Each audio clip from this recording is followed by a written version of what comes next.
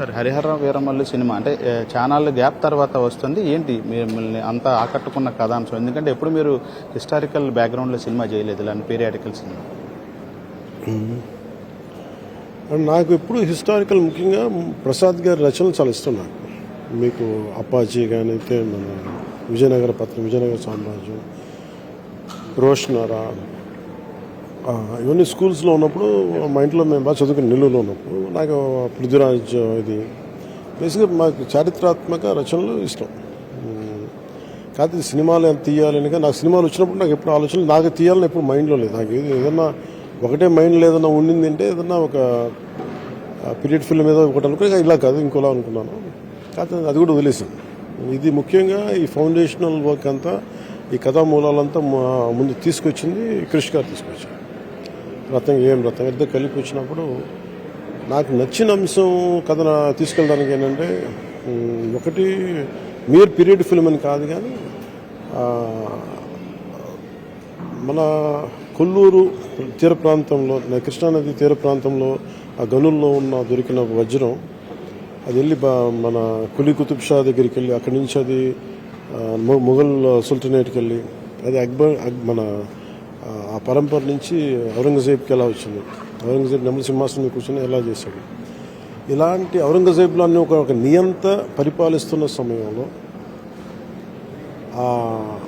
ఆయన అధిరోహించిన సింహాసనం మీద, అది ఉన్న నెమలి సింహాసనం మీద దాని తలపైన ఉన్న వజ్రాన్ని దొంగిలించడం. సో నాకు ఆ హై కాన్సెప్ట్ నచ్చింది. అంటే ఒక ఇంపాసిబుల్ టాస్క్, బట్ దాని పర్పస్ ఏంటి అది ఫిల్మ్స్లో చూడవచ్చు. నాకు అది బేసిక్గా ఒక హుక్ పాయింట్లో ఒక హై కాన్సెప్ట్ నాకు నచ్చింది. ఆ తర్వాత ఆయన కథ చెప్పిన విధానం. కాకపోతే మాకు 2 కరోనా వేవ్స్ తగలటం వల్ల బాగా ఇబ్బంది పడ్డాం. మేజర్గా ఏంటంటే యాక్టర్స్ అందరూ కంటిన్యూటీ పోయారు. కొంతమంది విదేశీయులు వచ్చారు, వాళ్ళు తిరిగి రాలేకపోయారు మేబీ కరోనా పరిస్థితులు అనుకుంటా. అట్లాగా చాలా చేసుకుంటారు. బట్ స్టిల్ చాలా ఇబ్బంది, కష్టపడి అధిగమించి చేసుకుంటూ వచ్చాం. ఎప్పటికప్పుడు లో స్పిరిట్స్తో ఉన్నా కానీ ముందు చేసుకుంటూ వెళ్ళిపోయాం. ఆ తర్వాత కరెక్ట్గా ప్లాన్ చేసుకొని ఒక షెడ్యూల్, మేజర్ షెడ్యూల్ ఫినిష్ చేశాను. క్లైమాక్స్ ఫినిష్ చేశాను ఫస్ట్. అది నా ధ్వరిలోనే చేశాను. అది చేసిన తర్వాత ఇంకా నెక్స్ట్ ఇంకో 20-30 డేస్ సరిపోద్ది అనుకున్న సమయంలో ఇక్కడ పొలిటికల్ పరిస్థితులు మారిపోయాయి.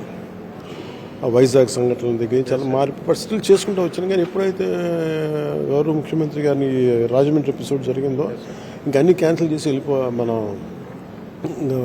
కథ రంగంలో, మన రంగంలో దిగాల్సి వచ్చింది. ఆ ప్రాసెస్లో డేట్స్ అన్నీ చిన్నభిన్నం అయిపోయినాయి. మళ్ళీ కుదరలేదు. మళ్ళీ అన్నీ రీగ్యాదర్ చేయడానికి టైం పట్టినా కానీ తర్వాత నేను అడ్మినిస్ట్రేటివ్ ప్రాసెస్లో వచ్చేసాను. సో అడ్మినిస్ట్రేషన్ కొంత అవగాహన వచ్చిన తర్వాత అప్పుడు 6 monthsలో మళ్ళీ కూడా బయటికి రావాలని, ఇక్కడే కూర్చొని చేయాలి. ఇక్కడే విజయవాడలోనే రెస్ట్ ఆఫ్ ద ఫిల్మ్ ఇక్కడ తీసాను. సార్, ఈ సినిమాకి సంబంధించి మీకు అభిమానులు ఎక్కువ, ఫ్యాన్ బేస్ కూడా. ఇప్పటికే 3 ఏళ్ళ తర్వాత ఒక సినిమా వచ్చింది. మీరేమో ఖచ్చితంగా నేను సినిమాలు చేస్తాను, నాకు ఇంధనం కూడా అది పార్టీ నడపడానికి కూడా ఇంధనం అని కూడా గతంలో చెప్పారు. అంటే ఇప్పుడు 2 ప్రాజెక్టులు ఉన్నాయి. ఆ తర్వాత ఇంకా సినిమాలు కంటిన్యూ చేస్తారా డిప్యూటీ సీఎంగా? నాకు ఉన్న పరిస్థితి అంటే my priorities only politics.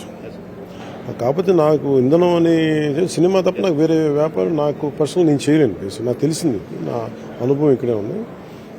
Acting ఉన్న పరిస్థితులు కష్టం కాబట్టి, ఎందుకంటే ఈ హరిహర వీరమలకైతే 2 గంటలు చొప్పున చేయాలి, అన్ని సినిమాలలో చేయలేము.